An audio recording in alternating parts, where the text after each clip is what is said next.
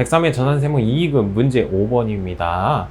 자, 2022년도 기속 원천징수 관련 자료와 관련해서 다음 물음에 답하세요. 자, 1번 문제는 전형적인 문제, 급여자료 입력 문제네요. 네, 급여자료 입력하시고요. 그리고 원천징수 이행상황 신고서를 작성하라는 내용이죠. 그쵸? 내용 살펴보면요. 생산직 근로자네요. 생산직 근로자, 야간 근로수당 되나 안 되나 한번 살펴보도록 하죠. 그리고 전월 미환급세액 해가지고 요거 23만원 입력해 주셔야 되겠죠. 수당 등록 및 공제 항목은 불러온 자료는 무시하고 아래 자료에 같이 입력하며 사용하는 수당은 이외의 항목은 부로 체크해 달래요.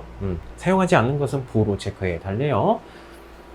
그리고 날짜는 언제 날짜? 지급일자 5월 30일자 잘 되어 있네요. 5월달이 급여고요. 5월 31일자 말일자로 해가지고 요거 해주시는 거네. 자, 살펴보면요. 자, 기본급은 과세가 되겠고 식대는 어떻게 됩니까? 당 회사는 현물 식사를 별도로 제공하고 있대요. 그럼 식사 먹으면 되죠? 그렇죠? 식대 주면 안 되겠죠. 식대 저거는 과세가 되겠죠. 요거는 비과세가 아니라 과세가 되겠죠. 그렇죠? 요거 과세가 될 것입니다. 자가운전 보조금은요. 요건이 있었죠. 본인 명의의 차량이어야 되죠. 네, 본인 명의의 차량 맞고요. 업무 목적에 사용하고 있대요. 맞죠? 그렇죠? 비정기적으로 자가 운전 보조금을 지급하고 있으며 실제 발생된 교통비를 지급하고 있지 않대요. 그러면 비과세 요건 충족하죠? 그렇죠? 자가 운전 보조금은 비과세로 체크해 주시면 되겠네요.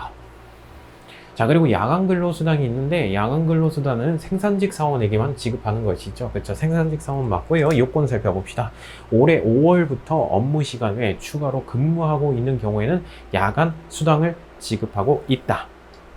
생산직 근로자가 받는 시간의 근무 수당으로서 비과세 요건을 충족하고 있대요.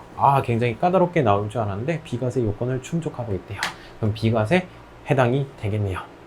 자, 교육보조금은 어떻게 생각해요? 우리가 외운 기억이 없죠? 네, 교육보조금은 과세겠죠. 그쵸? 이거 육아수당 아닙니다. 네, 요거 과세가 되겠네요. 교육보조금은 어떻게 돼요? 요거 과세가 되겠죠. 과세. 육아수당 요건은 뭐였어요? 6세 이하였죠? 그런 내용이 안 나와 있고요. 여러분들이 외우지 않은 것은 다 과세입니다. 됐어요? 이렇게 입력을 한번 해보도록 할게요. 급여자료 입력 먼저 입력하고 그 다음에 원천징수 이행상황 신고서를 작성해 보도록 할게요. 자, 급여자료 입력하도록 할게요. 원천징수 쪽에 급여자료 입력 선택해 주시면 되겠죠. 네, 기속연월은 5월 될 거죠. 네, 5월 입력해 주시면 되겠고 지급연월일 5월 31일자로 말일자입니다.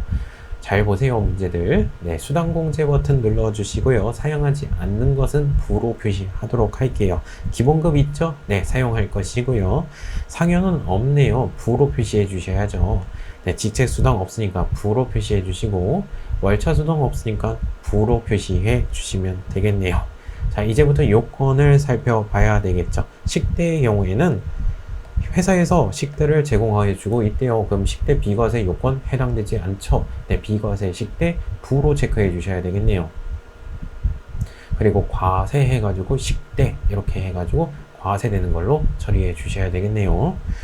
그리고 자가운전 보조금 요건 충족하죠. 본인 명의의 차량이고 업무의 목적에 사용했고 네, 실제 여비를 지급하지 않는데요. 자가운전 보조금 사용할 것입니다. 야간 근로수당도 요건을 살펴봐야 되는데 비과세 요건을 충족한대요. 그대로 사용합니다. 그리고 교육보조금은 과세해가지고 입력해 주시면 되겠죠. 여러분들이 외우지 않는 것은 다 과세입니다. 이렇게 처리해 주시면 되겠네요. 그리고 밑에 쪽에 비과세 항목 입력하면 색깔 표시해가지고 확인 버튼 눌러주시죠. 네, 비과세의 경우에는 파란색으로 표시가 되겠습니다.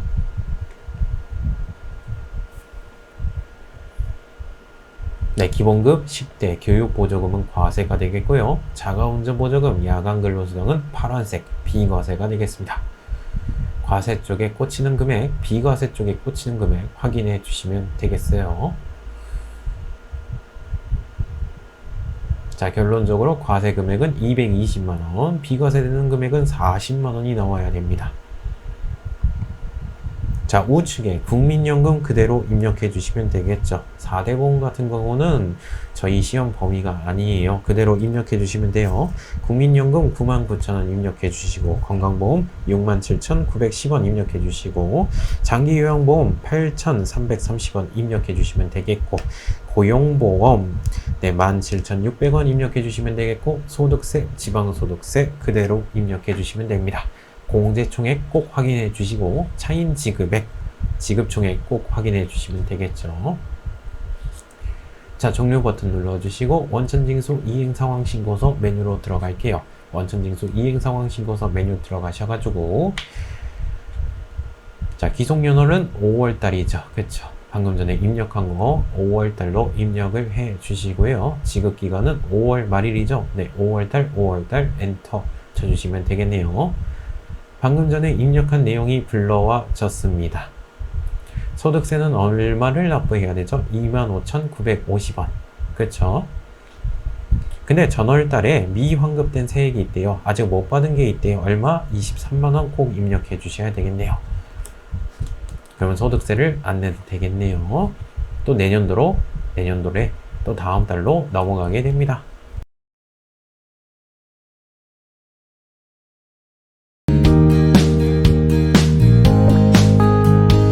문제 5번에 2번입니다. 김영식 사원에 대해서 연말정산과 관련된 자료는 다음과 같습니다. 아래의 자료를 이용해서 연말정산 추가자료 입력, 연말정산 추가자료 입력 메뉴에 들어가서 항상 나오는 내용이죠. 네, 소득명세 탭, 그리고 연금저축 등 탭, 연금저축 있나봐요. 그리고 월세 탭, 월세세액공제도 있나 본데, 그 다음에 연말정산 입력 탭, 요거를 작성을 해주세요. 김영식 씨는 무주택 세대주로서 이 내용이 왜 나왔어요? 요건이 있죠? 월세세액공제 받으려면 무주택 세대주여야 되죠. 그쵸? 총급여가 7천만 원 이하여야 되겠죠. 부양가족은 없대요. 정말 쉬운 문제다. 부양가족 자체가 없대. 그쵸? 그럼 의료비 공제, 교육비 공제 그런 거 나이 요건, 소득금액 요건 따질 필요가 전혀 없잖아요. 되게 쉬운 문제죠, 사실상. 그쵸? 요거 틀리면 안 되죠. 바보입니다. 그쵸? 틀리면. 그리고 요거 소득명세템은 종전근무지가 나와 있네요. 그쵸? 종전근무지 요거 그대로 입력해 주시면 되겠죠. 근데 종전근무지 입력할 때 뭐가 중요했어요?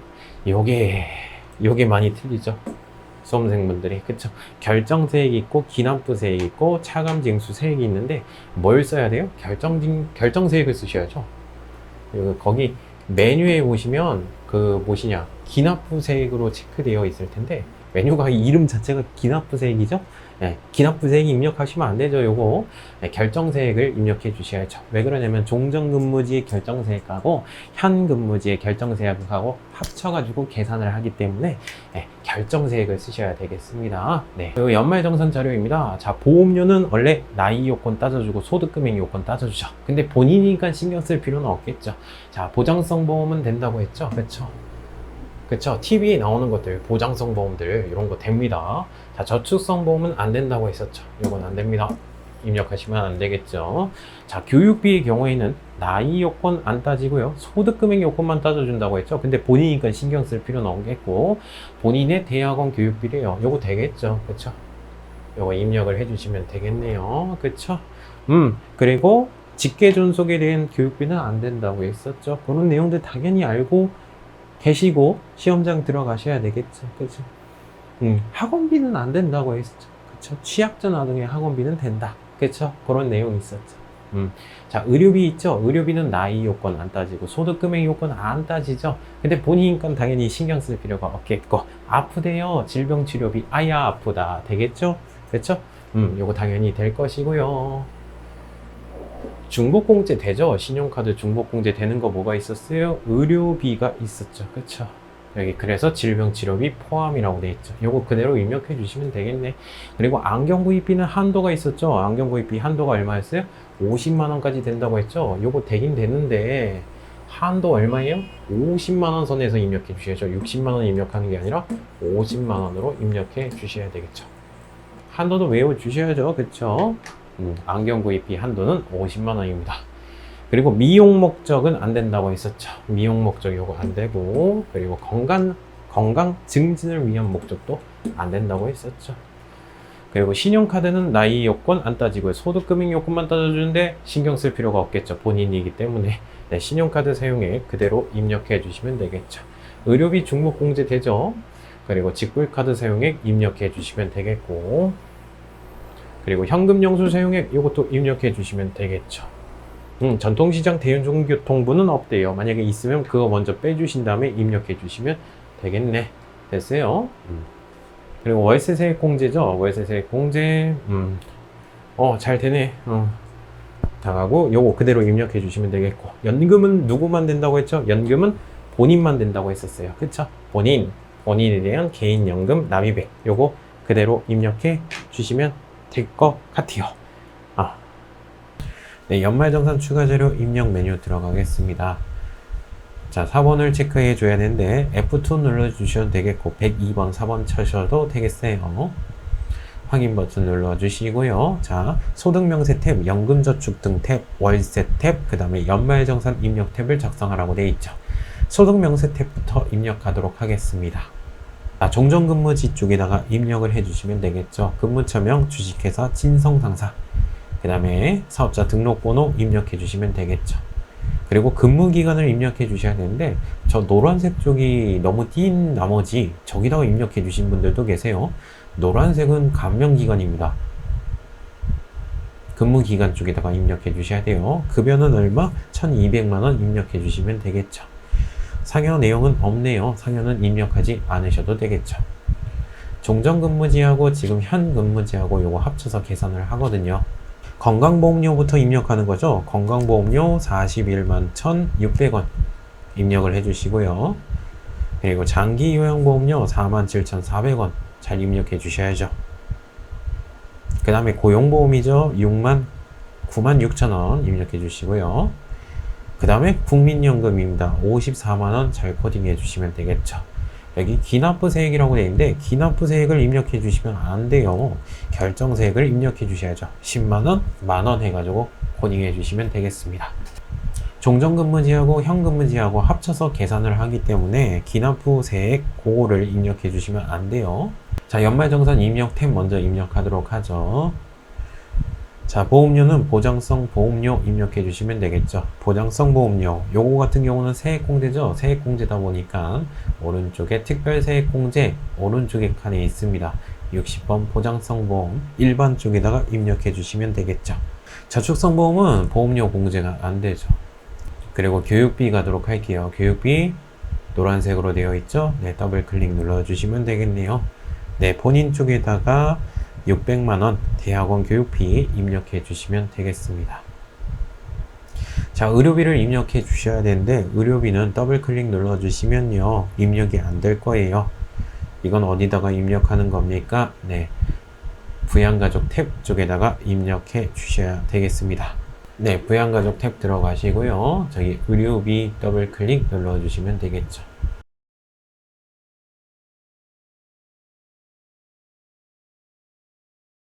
자, 성명은 본인이죠. 네, 김영식 씨 입력해 주시면 되겠고, 그리고 내국인이죠. 네, 주민등록번호 그대로 입력해 주시면 되겠습니다. 위쪽에 나와 있습니다. 네, 본인이 맞죠. 네, 본인 체크해 주시고요. 네, 상호명 나와 있나요? 네, 상호명은 안 나와 있네요. 넘어가도록 하죠. 사업자 등록번호 안 나와 있으니까 넘어가도록 하죠. 의료증민코드는 국세청장으로 입력해 주시고요. 150만원 이렇게 코딩해 주시면 되겠네요. 질병치료비 150만원 공제 다 왔습니다. 네, 김영식씨 해가지고 또 입력해 주시면 되겠고요. 안경 구입비는 50만원만 된다고 했었죠. 네, 요거 같은 경우는 국세청장도 입력해 주셔도 정답 처리가 됐고 기타 영수증 처리하셔도 정답 처리됐습니다. 자, 안경 같은 경우는요 대부분 다 기타 영수증으로 됩니다. 국세청의 자료가 꽂히지 않습니다. 네, 50만원 입력해 주시면 되겠어요.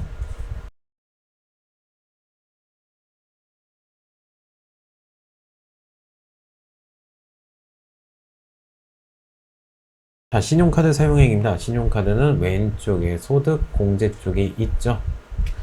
네, 소득공제 신용카드 더블 클릭 눌러주신 다음에 850만원, 직불카드 360만원, 현금 영수증 5만원 코딩해 주시면 되겠네요.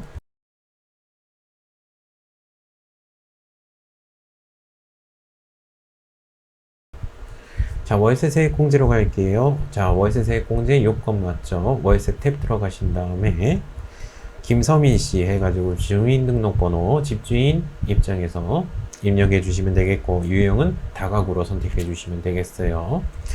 계약 면적 50제곱미터 입력해 주시면 되겠고, 주소도 그대로 입력해 주시면 되겠습니다. 임대차 기간 그대로 입력해 주시면 되겠죠. 2022년도 1월 1일부터 2024년도 12월 30일까지. 자, 그리고 연간 월세액을 입력하라고 되어 있어요. 매달 월세액이 30만원이죠? 30만원 입력하시면 안 돼요. 연간으로 계산해 주셔야 됩니다. 즉, 매달 월세액이 30만원이니까 30만원에 곱하기 12개월 해주시면 되겠네요. 따라서 연간 월세액은 360만원 이렇게 코딩을 해주시면 되겠습니다. 연금저축 탭 가겠습니다. 퇴직연금 계좌가 있고 연금저축 계좌가 있는데요. 연금저축 계좌 쪽에다 입력해 주셔야죠. 네, 개인연금저축 선택해 주시면 되겠어요. F2 눌러 주신 다음에 하나은행 입력해 주시면 되겠죠. 계좌번호 그대로 입력합시다. 그리고 납입 금액을 입력해 주셔야 되는데 연도에 대한 납입 금액이에요. 연도인지 매달인지 안 나와 있는데 120만원 입력해 주시면 되겠네요.